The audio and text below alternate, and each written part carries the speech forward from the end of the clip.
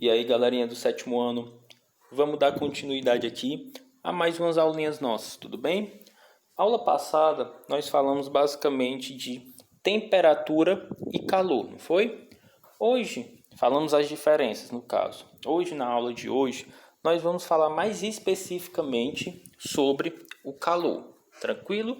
Então, vamos lá começar mais uma aulinha nossa sobre esse assunto mais específico.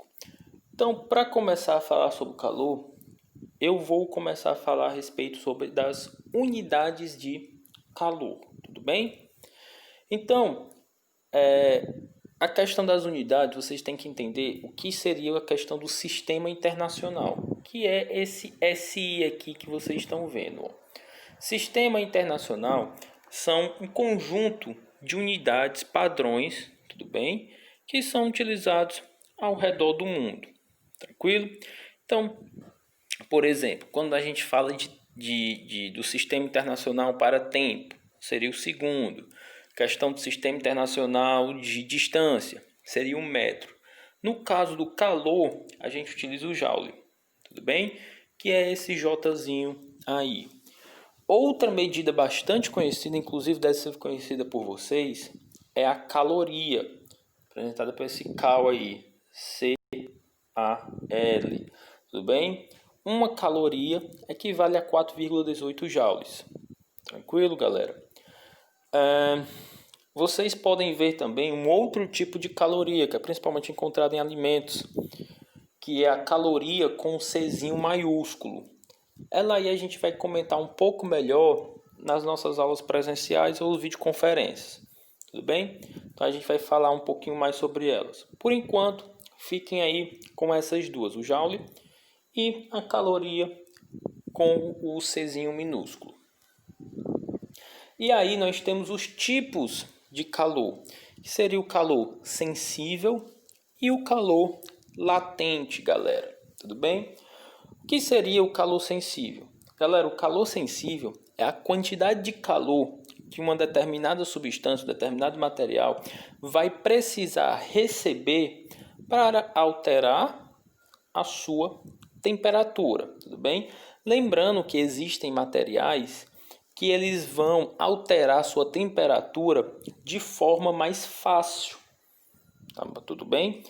E outra característica daí é que vocês sabem que quando acontece uma variação de temperatura, pode acontecer de que essa substância ela mude seu estado físico. Nesse caso, o calor sensível não pode fazer com que a substância altere o seu estado físico. Então, vocês podem ver que está até entre parênteses aí, trocas de calor para uma mesma fase. Então, o calor sensível vai ser aquele calor que uma determinada substância, determinado material vai receber para alterar a sua temperatura, ele se mantendo na mesma fase, no mesmo estado físico. E aí eu posso calcular ele por essa formulazinha aqui que vocês estão vendo abaixo, Q igual a M vezes C vezes o ΔT. O que seria cada uma dessas coisinhas aí? O Q é a quantidade de calor que esse corpo vai receber. Bem, receber ou doar. O M é a massa do objeto, massa da substância, tudo bem? O C é uma constante de calor sensível, que toda substância vai ter essa sua constante, obviamente nós não precisamos decorar, tudo isso é tabelado. E esse ΔT, ΔT quer dizer variação de temperatura. Para vocês do sétimo ano que não estão acostumados com esse triângulozinho aqui, ele quer dizer delta, tudo bem? E esse delta quer dizer uma variação. Nesse caso, uma variação de temperatura. E aí nós podemos calcular a quantidade de calor para uma determinada substância variar a sua temperatura em uma determinada quantidade de graus. E aí nós temos o calor latente. É porque é o seguinte, o que é que acontece com o calor latente? Nós vamos ter corpos, obviamente, que vão variar a sua temperatura, dependendo do calor que ele vai receber, o CD. Porém, vai ter momentos que ele vai mudar o seu estado físico. Então, por exemplo, a água no estado sólido indo para o estado líquido. Nesse processo que ela está indo do estado sólido para o líquido, mesmo eu cedendo calor, ela não vai variar a sua temperatura.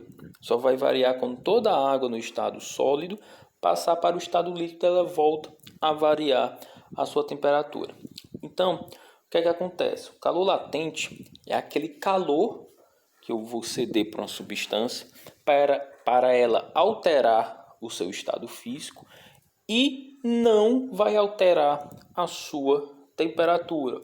Eu posso calcular ela por essa fórmulazinha aqui, ó, Q igual a M vezes L. Q, de novo, quantidade de calor, M, massa da substância, obviamente que mudou de fase, e o L é outra constante de calor latente, dessa mudança de fase da substância.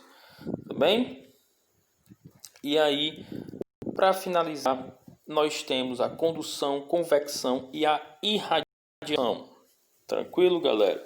Isso daí são formas de propagação de calor. Eu botei essa imagem aí que ela representa muito bem cada uma dessas três. A condução, por exemplo, o que é que está acontecendo aqui? Ó? Ele está pegando no cabo da panela, tudo bem? E com o tempo esse cabo da panela vai ficando todo quente. Galera, vocês podem observar isso com vários objetos. Você pegar, por exemplo, uma barra de ferro e colocar só a ponta no fogo, com o tempo, esse calor, essa temperatura que estava alta só na ponta da barra de ferro, no final, com o tempo, ela vai passar por toda a barra de ferro. Então, o calor foi transferido da ponta da barra de ferro para todo o resto, por meio da agitação molecular que eu já falei para vocês quando eu dei aula sobre calor. Tudo bem? Quando eu falei a diferença de calor e temperatura.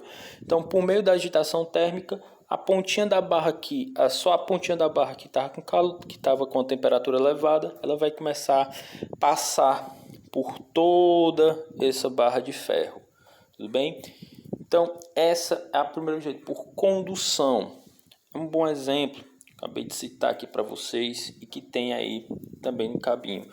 Obviamente, nós vamos ter materiais bons condutores térmicos, onde essa condução vai ser bem mais rápida, e maus condutores térmicos. A convecção, ela é um meio de propagação de calor que acontece entre líquidos e gases. O que é que vai acontecer? Ó? Observe essa água aí no fogo, tudo bem? A parte de baixo, como vocês podem ver, ela vai se aquecer mais rápido por estar mais perto do fogo. E a parte de cima, ela vai se aquecer de forma mais lenta por estar mais longe da fonte, né, térmica. Então, o que é que vai acontecer? A parte mais quente, a parte mais perto do fogo, por estar mais quente, a densidade dela vai ser menor e ela tende a subir. Enquanto a parte mais fria vai descendo e vai formar uma espécie de ciclo, onde a parte mais quente desce, a parte mais quente sobe, a parte mais fria desce. Então, vai formar uma espécie de correntezinha. Tudo bem? Que acontece em líquidos e gases. E por último, a irradiação. Radiação é essa energia transmitida por essas ondas aqui em vermelho, como vocês podem ver. Um exemplo bem simples é o fogo aí ligado. Você, sem encostar a mão no fogo, você a uma certa distância, a sua mão consegue sentir esse calor e eventualmente, se continuar lá, vai alterar a temperatura. Então, essa é o meio de irradiação, no caso aí, radiação. Então, galerinha, a aula de hoje foi essa, tudo bem? A gente tira qualquer dúvida nas videoconferências e aulas presenciais e mais coisas, a gente vai ver mais coisas nas aulas presenciais e videoconferências. Então, até mais, galera.